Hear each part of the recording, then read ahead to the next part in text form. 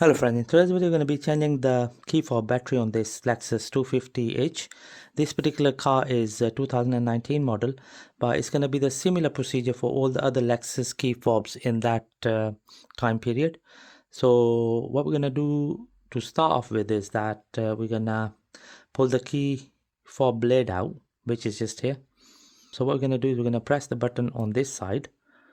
So this button here, we're going to press it down and then we're going to pull the blade out in this manner. Just going to put the blade to the side. So next what we're going to do is we're going to turn the key in this manner and then we're going to just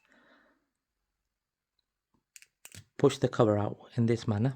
That's the cover out of the way.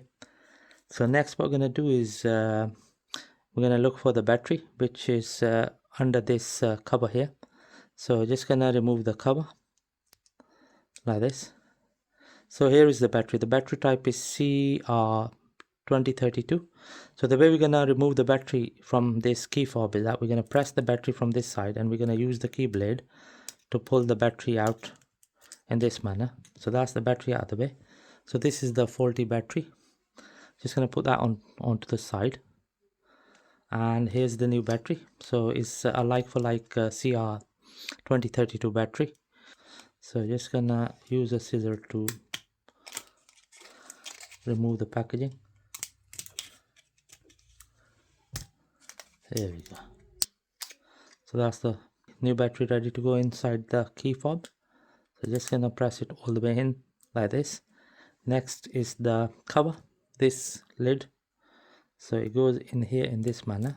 Just gonna press it down, make sure that it's fully home. Next is this cover. We're gonna slide it in here in this manner.